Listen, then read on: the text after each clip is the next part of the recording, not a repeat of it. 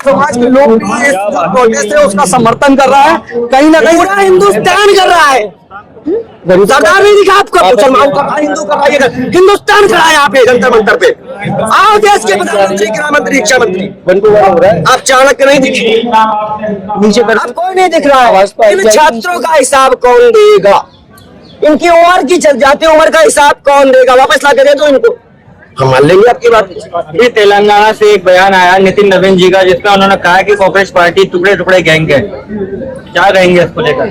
देखिए, इधर से तो हम पहला बोले कि देश का पता आज तक नहीं लग पाया, फंडिंग कहाँ से आती है लग जाता है।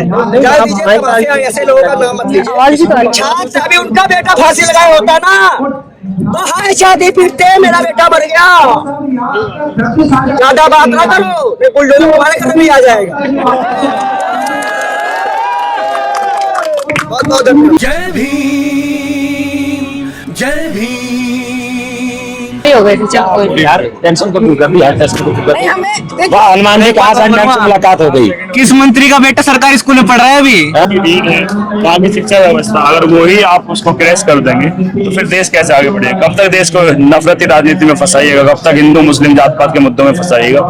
हम यहाँ ना किसी धर्म के लिए आए हैं, ना जाति के लिए आए हैं, ना ही कोई धार्मिक उद्देश्य है और ना ही कोई व्यक्तिगत स्वार्थ के लिए आए हैं। यहाँ पर सिर्फ एक ही मकसद है और एक ही लक्ष्य है कि जो अहित और अन्याय हो रहा है छात्र छात्राओं के साथ, उनका दमन और जो शोषण हो रहा है, मानसिक रूप से उनको लगातार प्रताड़ित किया जा रहा है, उसी के परिणाम में 20 से 21 हमारे नीट के प्रति सुसाइड करके उनको मुआवजा मिलना चाहिए और आगे ऐसे लोग कदम न उठाए, उसके लिए व्यवस्था होनी चाहिए। हम यही चाहते हैं। बहुत बहुत धन्यवाद। एक बात और पूछना था, मैं देख रहा था सुबह से जो लोग अलग अलग जगह भी अनशन पे बैठे हुए हैं, आप सबके पास जा रहे हैं, यहाँ तक कि खाने के तो अरेंजमेंट्स में आप लगे ही अपनी टीम के साथ में, लेकिन हर कोई जो अनशन में बैठा उसका भी ख्याल रख रहे हैं। बिल्कुल, वो खाना वगैरह तो खा नहीं सकते, भूख हड़ताल पर है, लेकिन पानी, ठंडा पानी, कम से कम शीतल जल उनको दे दिया जाए तो उसकी व्यवस्था तो हम कर ही सकते हैं। अब आगे मेरी प्रार्थना उन सबके साथ हैं और बहुत मैं उन शुक्रिया अदा करता हूँ कि उन लोगों ने ये सब इतना अपना वो त्याग दिया है, इतना समर्पण दिया। गर्मी के इतने तापमान में 45 से 47 डिग्री का तापमान है और इसमें भूखे रहना, और कहीं ना कहीं वो देश के हित के लिए खड़े हैं, छात्रों के भविष्य के लिए खड़े हैं, देश के भविष्य के लिए खड़े हैं, ऐसा वो कर पा रहे हैं। लेकिन अगर उन्हें कुछ भी कोई उनके साथ अप्रिय घटना होती है या कुछ भी उनके साथ घटता है तो उसकी जिम्मेदारी धर्मेंद्र प्रधान शिक्षा मंत्री की होगी। सर एक बात पूछ सकते हो, जैसे मैं अभी आ रही थी तो वहाँ पे कुछ मुस्लिम भाइयों को भगाया जा रहा था कि अंदर नहीं जाने चाहिए, ऐसा क्या रीजन हुआ था? मैं तो लेट आई हूँ, मुझे पता नहीं है। हो सकता है, मुझे लगा कोई प्रोग्राम शायद था तो कैंसिल हो गया है या उसके बारे में मुझे अधिक सोचना नहीं है, लेकिन जो सीजेपी के प्रोटेस्ट में आ रहे हैं वो सुचारू रूप से आ रहे हैं, वो आते रहेंगे। ठीक है सर, धन्यवाद। हाँ, पहले तो आप अपना नाम बता दीजिए। मेरा नाम नमस्कार सबसे पहले मेरा नाम भूपेंद्र यादव और मैं महेंद्रगढ़ डिस्ट्रिक्ट। ये जो पोस्टर लिखा है इसमें क्या लिखा है? मंदरिया कुर्सी धइलेगा पेपरवा लीक कइलेगा। तो ये तो सबको पता है कि मंत्री कुर्सी पे बैठा है, पेपर लीक हो रहा है, तो इसके अलावा और क्या आप बोलना चाहते हैं? इसके अलावा हम पहली बात तो आपने कहा तो सबको पता है, बट सबको ही हिंदी में बोला तो हम अपनी मातृभूमि भोजपुरी भी लाया हूँ, क्योंकि मैं भोजपुरी गांव से आता हूँ तो भोजपुरी क्योंकि आगे बढ़ाना चाहता हूँ कि भोजपुरी में भी लोग हमारे यूपी से भी आया लोग और बिहार से भी आया है, तो भोजपुरी को बहुत प्यार मिलता है, तो हम भी यहाँ भोजपुरी को समर्थन देने के लिए आया तो भोजपुरी में लिखे हैं। और रही बात इनकी, हमारे धर्मेंद्र प्रधान जी को, इनको शर्म नहीं आ रही? इतने सारे लोग आए हैं, कैसे शर्म आएगी मैडम? शर्म यही तो बात है मैडम, बेशरम है, शर्म क्यों नहीं आ रही? बेशरम है तो शर्म नहीं आ रही। इतने लोग आए हैं, इतने स्टूडेंट आए हैं, इतने दिन से प्रोटेस्ट चालू है।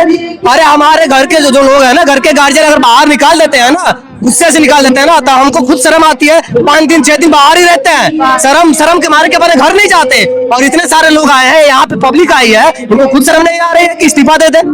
इनको इस्तीफा देना ही पड़ेगा, किसी भी हाल में देना पड़ेगा। तो अगला कदम क्या उठाया जाए कि जो ये इस्तीफा दे दे?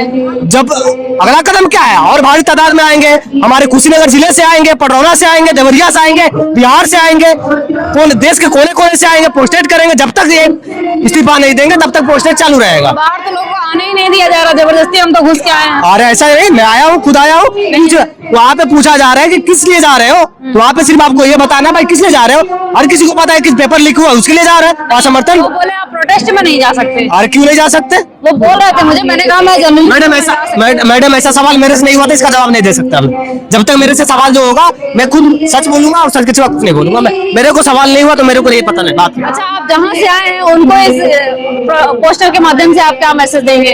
पोस्टर के माध्यम से जाता हूँ मैं, इनसे निवेदन भी करता हूँ, रिक्वेस्ट भी करता हूँ कि धर्मेंद्र प्रधान जी, चाचा हमारे, चाचा तू इस्तीफा दे दो, आखिर कुछ रहे कुछ ना, हमके कुछ ना चाहिए, हमके कुछ नहीं चाहिए, इस्तीफा चाहिए, कुर्सी छोड़ो, बात खत्म। तू लड़कन की जिंदगी खाता हुआ ना, लड़कन की जिंदगी। अरे मैडम आप देखिए वहाँ पे कई बच्चे आप सुसाइड कर लिए, और उधर हमारी 9 साल की बहन हमारा भी सुसाइड की। वो सब लड़का ना सुसाइड ना कर लिया, सब हत्या भइल उनके। अच्छा भोजपुरी में बोले तो भोजपुरी में बोलते हैं हम। इतना लोग सुसाइड कर दिया, उनका लौकत नहीं है, उनका लौकत है ये नहीं बता उनको पूरा कैसे लौकी ये बताओ, कुछ तो हो रही उपाय। अब लागत है चाइना से ना, चाइना से पावर वाला एकदम पावर वाला चश्मा लगाओ पड़ी, तो गलगोटिया नस्ल बोलवाई चश्मा लागी प्रधान जी के, तब जाके एकदम साफ साफ लौकी और पूरा बढ़िया से लौकी। एक बार ताली हो जाओ मेरे भोजपुरी भाई के लिए। लोगों को टुकड़े टुकड़े गैंग कहा जा रहा है। नितिन नवीन जी का बयान आया जो तेलंगाना के मंत्री हैं, उन्होंने जी सर। अरे टुकड़े टुकड़े गैंग, चलिए एक हो सकते हैं, 2 लोग हो सकते हैं, 3 लोग हो सकते हैं, लेकिन यहाँ पे सारे लोग आए टुकड़े गैंग नहीं हो सकते सर। आप खुद को पता है इतने सारे लोग टुकड़े गैंग तो हो ही नहीं सकते सर। जो भाषण दे रहे हैं टुकड़े गैंग के लोग यहाँ पे आंसर में बैठते हैं, हमारे देश के वैज्ञानिक वहाँ पे आंसर में बैठे, वो टुकड़े गैंग क्या है? और देश के वैज्ञानिक उनको खुद शर्म करना चाहिए धर्मेंद्र प्रधान जी को कि हमारे देश के वैज्ञानिक है वो आंसर में बैठे हैं, उनको शर्म नहीं आ रही है इस्तीफा देने में। तो कौन बोल रहा है टुकड़े टुकड़े गैंग के? यहाँ पे सब बच्चे टुकड़े गैंग के हैं, यहाँ पे जो लोग आए हैं सारे स्टूडेंट हैं, उनके पेरेंट्स हैं। दहशतगर्द बोल रहे हैं। बोलने दीजिए मैडम, किसी के बोलने से दहशतगर्द नहीं हो सकते।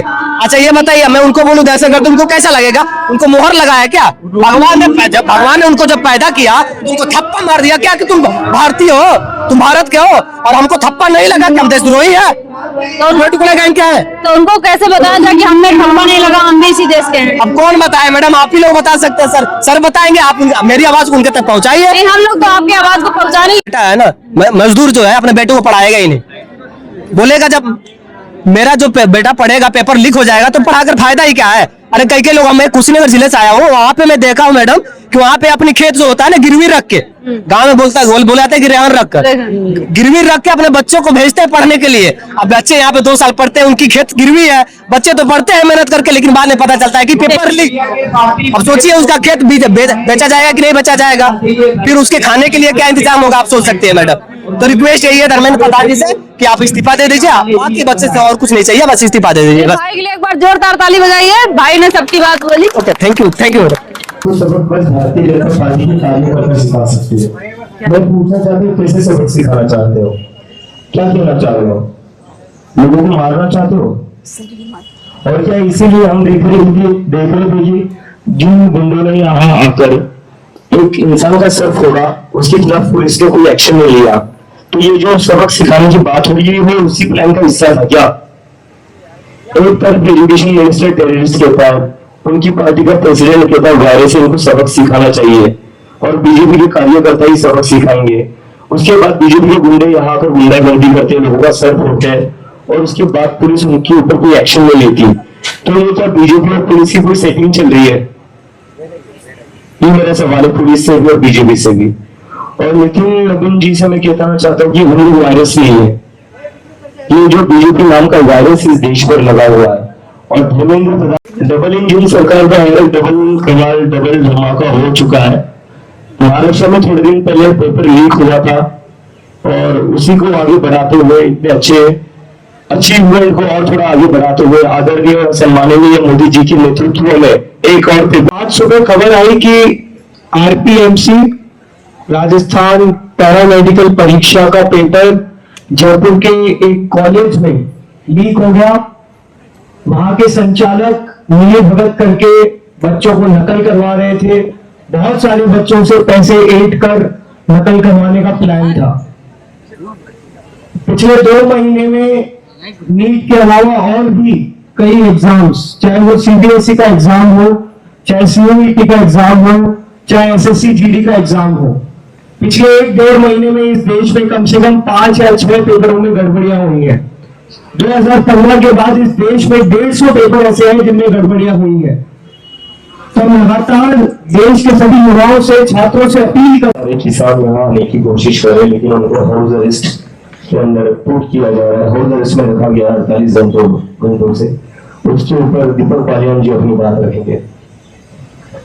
साथियों, पिछले कई दिन पहले जब हमने 28 तारीख का बड़ा कॉल दिया था कि सभी किसान संगठन, खाप पंचायतें और छात्र संगठन सब यहाँ बड़ी संख्या में आ रहे हैं, तब से हमें लगातार सूचनाएं मिल रही हैं कि पुलिस, किसान नेताओं, छात्र नेताओं, बड़े संगठन जितने भी हैं जो यहाँ आ रहे थे, उनके घरों पे पुलिस भेज के उनको हाउस अरेस्ट किया जा रहा है। और कईयों के तो वीडियो और फोटो भी हमने डाले हैं। तो हमें तो ये उम्मीद थी कि जितना इन पर दबाव बनाया जा रहा है, उतना दबाव उन पेपर माफियाओं पर बनाया जाता जो चंद पैसों के लालच में बच्चों के सपने बेच देते हैं। तो शायद इतने बच्चों की जाने नहीं जाती। और हम पूछना चाहते हैं कि आप किस हद से, किस जिम्मेदारी से उनको रोकने का काम कर रहे हैं। तो हमारी ये बात थी जो हम आपके बीच में साझा करना चाह रहे थे। और भी कई चीजें जैसे फोटो है लगातार हमारे पास में आ रहे हैं, हम आगे वो भी आपके बीच में जारी करते रहेंगे। ट्वीट भी हमने किए और जो हमारे पास में मैसेज आएंगे वो भी हम आपको बताते रहेंगे।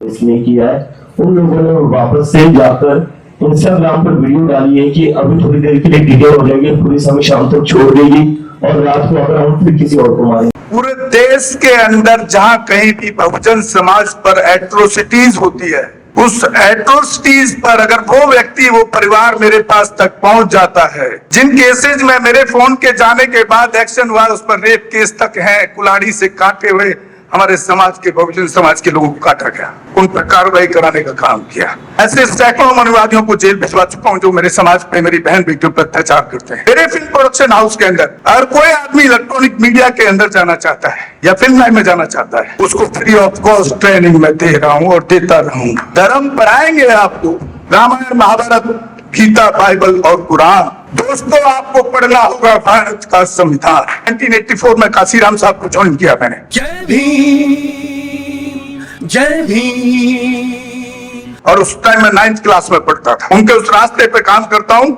सामाजिक आंदोलन चलते रहना चाहिए, राजनीतिक आंदोलन चले या ना चले।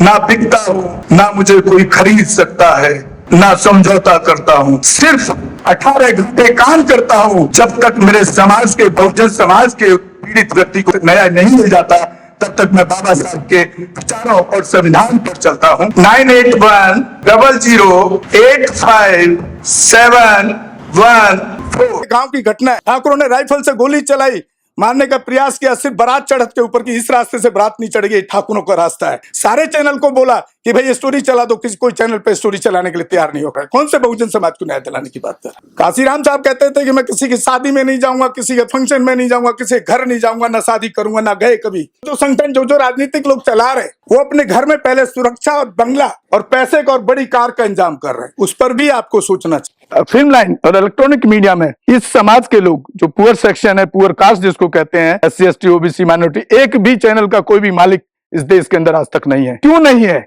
हमारे चैनल लाइक, शेयर, सब्सक्राइब देखना मत भूलिएगा। इसी के साथ आप लोगों से विदा लेता हूँ। जय भीम, जय भारत, जय संविधान, नमो बुद्धाय।